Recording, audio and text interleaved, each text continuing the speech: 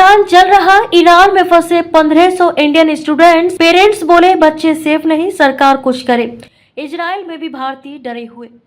सरकार से बस यही गुजारिश है कि हमारे बच्चों को ईरान से निकालिए, अब वो जरा भी महफूज नहीं है।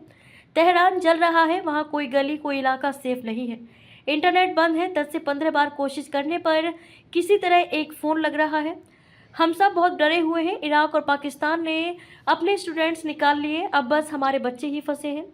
कश्मीर की रहने वाली रेहाना अख्तर की बेटी शाहीन उन 1500 भारतीय स्टूडेंट्स में से है जो ईरान इजराइल के बीच बने जंग के हालात में तेहरान में फंसी हैं। इजराइल ने 15 जून की दोपहर तेहरान के हुजत दोस्त अली हॉस्टल पर हमला किया, जिसमें कुछ कश्मीरी स्टूडेंट्स घायल हुए हैं। इसके बाद से वहां फंसे भारतीय स्टूडेंट्स के परिवारों का तनाव और बढ़ गया है। हालांकि तेहरान से 150 किलोमीटर दूर कोम में रह रहे कारगिल के विलायत काचो अभी ईरान को सेफ बता रहे हैं। बातचीत में वे कहते हैं कि यहाँ अब भी सब कुछ आम दिनों की तरह है। वहीं इजराइल के हाइफा में पड़ रहे केरल के सूरज रंजन डरे हुए हैं। वे कहते हैं इस बार हालात सबसे ज़्यादा डरावने हैं। हमास के हमले के वक्त भी खौफ था, लेकिन इस बार ज़्यादा है। संघर्ष के पहले 3 दिनों में इजरायली हमलों से ईरान में 138 लोग मारे जा चुके हैं, जिनमें 9 न्यूक्लियर साइंटिस्ट और 20 से ज़्यादा ईरानी कमांडर्स शामिल हैं। 350 से ज़्यादा लोग घायल हैं। ईरान भी इजराइल पर 150 से ज़्यादा मिसाइलें दागी हैं। इसमें 14 इजरायली मारे गए हैं और 380 घायल हैं। ईरान और इजराइल में रह रहे भारतीय स्टूडेंट्स और उनके परिवारों से बातचीत की, साथ ही अंतर्राष्ट्रीय मामलों के एक्सपर्ट से समझने की कोशिश की कि इजराइल और ईरान के बीच अगर जंग बढ़ी तो भारत पर क्या असर होगा। ईरान में करीब 1500 भारतीय स्टूडेंट्स पढ़ रहे हैं।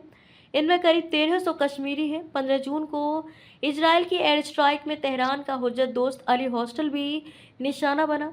ये कश्मीरी स्टूडेंट्स का ठिकाना है। हमले में कुछ स्टूडेंट्स जख्मी भी हुए हैं। इसके बाद से इनके परिवार वापसी के लिए परेशान है।